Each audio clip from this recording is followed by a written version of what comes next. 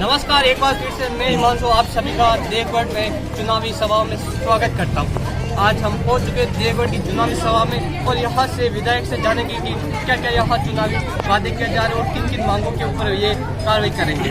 तो सर, जैसे कि पूर्व विधायक द्वारा कहा जा रहा है कि जो रिको इंडस्ट्री का कार्य अभी जो फीते काटे गए हैं, तो वर्तमान विधायक के फीते काट रहे, ये कार्य 2008 में ही हो चुका था और अभी जमीन स्तर पे हुआ। देखिए, जनता सब जानती है और अगर 2008 में हो गया था तो इसको क्या 2038 में करने का मानस था क्या? मेरे को सबसे बड़ी बात का इसका बड़ा आक्रोश भी है, खेद भी है कि भारतीय जनता पार्टी अपने नेताओं को कम से कम ये तो सिखाए कि क्या बोलना है और क्या बोल रहे हैं। तो आज कौन सा सन चल रहा है आप बताइए? 2021। क्या 2008 की योजना, ये सारी जनता यहाँ बैठी है, 2008 की योजना कब लागू होनी चाहिए थी? 2008 में लागू होनी चाहिए थी या 2048 में लागू होगी? शर्म आनी चाहिए इन लोगों को। पहले तो पूरे इलाके के अंदर कोई काम नहीं किया, सड़क पे लोग मरते रहे, हाईवे के लिए 1 मिनट संघर्ष नहीं किया। हमने पैदल संघर्ष किया। ये रिको इंडस्ट्रियल एरिया जो कि अगर 2008 में आना चाहिए था, तो 2008 में जो इंडस्ट्रियल एरिया आना चाहिए था, आज 2021 में जिसका हम आज लोकार्पण कर रहे हैं, मुख्यमंत्री आए हैं उसके लोकार्पण के लिए, और ये तमाम काम जनता गवाह है। 2008 के इंडस्ट्रियल एरिया को क्यों रोका हुआ था? प्रश्न ये उठता है, इसका जवाब वो देवें, किसके लिए रोका हुआ था? और 2008 में कोई योजना स्वीकृत होगी तो लागू कब होगी?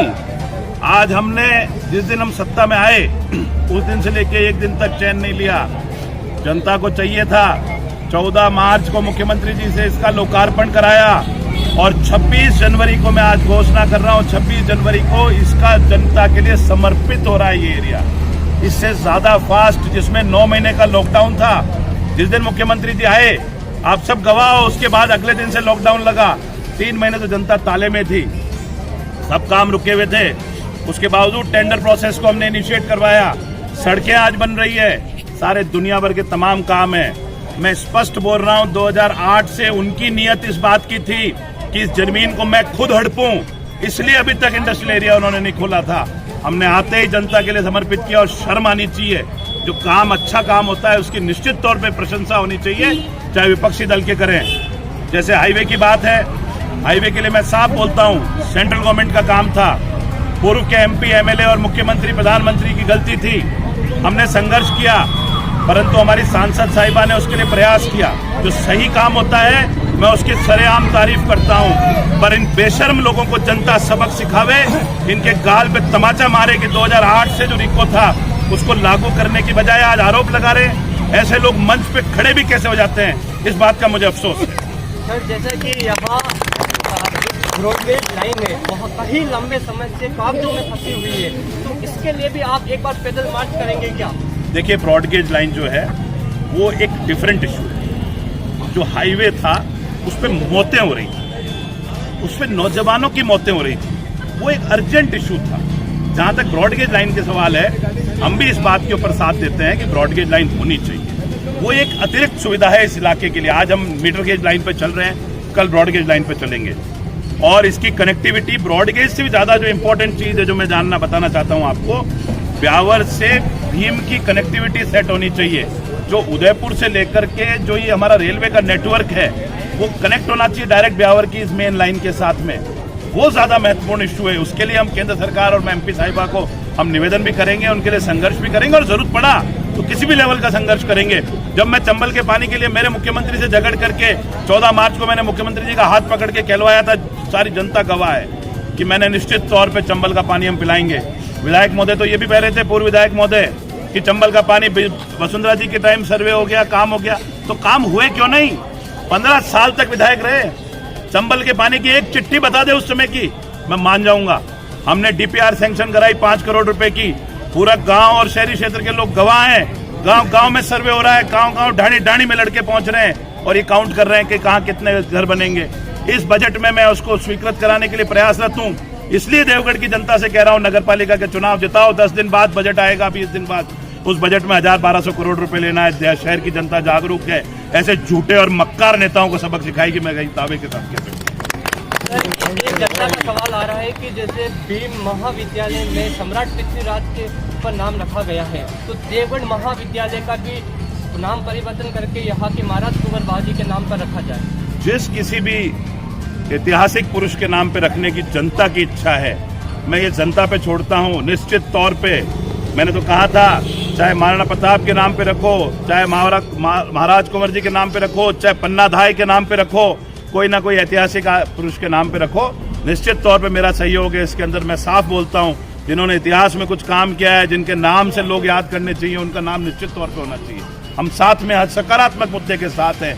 केंद्र सरकार, एमपी ने काम किया। हम उसके लिए कहते हैं ना कि हमारी एमपी साहिबा ने जाकर के, हमारा संघर्ष हम पैदल चले, एमपी ने जाके दिल्ली में दबाव बना, हम दोनों के प्रयास थे, आज हाईवे आ रहा है। इन पूर्व विधायक महोदय का तो 0 वर्क है। मैं 100 में से 0 नंबर देता हूं इनको, कोई नंबर नहीं है इनका। तो सर, इस नगर पालिका चुनाव में आप कितनी सीटें निकालने का दावा करते हैं? देखिए, दावा हम लोग 25 के 25 का करते हैं। जनता कितने पे आशीर्वाद देती है, जनता के ऊपर है। हमें इस बात का घमंड नहीं।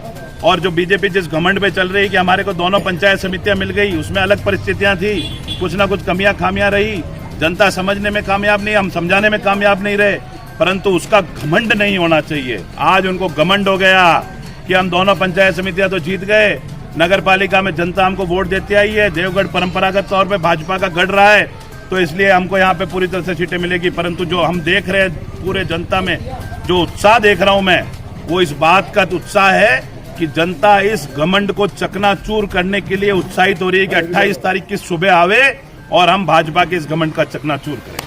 पूर्व विधायक और सांसद महोदय बार बार भ्रष्टाचार के आरोप लगा के कह रहे कि पिछले वाले बोर्ड में कहीं भ्रष्टाचार हुए हैं और देवगढ़ की जनता का पैसा लूटा गया है, इसके ऊपर आपका क्या कहना है? देखिए, पिछला बोर्ड जो था 3 साल भाजपा के शासनकाल में, आप सब जानते हैं। अगर उन 3 साल में भ्रष्टाचार हुआ तो उसकी जांच करने की जिम्मेदारी भी इनकी थी, सरकार भी इनकी थी, उनको करना चाहिए था। और मैं ये बात जानना चाहता हूं कि उन 3 सालों में इन भ्रष्टाचार को जानने के लिए क्या काम किया गया, कितने मुकदमे दर्ज कराए गए इन लोगों के ऊपर, अगर भ्रष्टाचार था तो, और नहीं था तो इन लोगों के खिलाफ मानहानि का मुकदमा दर्ज होना चाहिए। घर बैठे आरोप नहीं लगाना चाहिए। और 2 साल की सरकार हम लोगों की रही। मैं भाजपा के लोगों से भी बात करता रहा, मैंने सबसे वार्तालाप किया, पार्टीबाजी हमने नहीं करी। कोई इसी तरह की गंभीर आरोप की शिकायत मेरे पास नहीं आई। अगर हमारे पास आई होती और अगर किसी ने भी हमारे में से भी गलती करी होती तो हम संज्ञान लेते इस बात का और न्याय करते। कांग्रेस की सरकार पारदर्शी सरकार है, गलत किया होगा उसके पक्ष में नहीं रहेगी, और जो पर सही किया उसकी तारीफ भी तो करना सीखो, ये भी तो आना चाहिए कम से कम। ये थे वर्तमान विधायक सुदर्शन सिंह रावत, जिन्होंने यहाँ के तमाम मुद्दे और यहाँ के जो विपक्ष द्वारा जो आरोप लगाए जा रहे हैं उनके ऊपर अपना बताया, क्या क्या कारण बताया और बताया कितनी सीटें निकालने का जुड़े।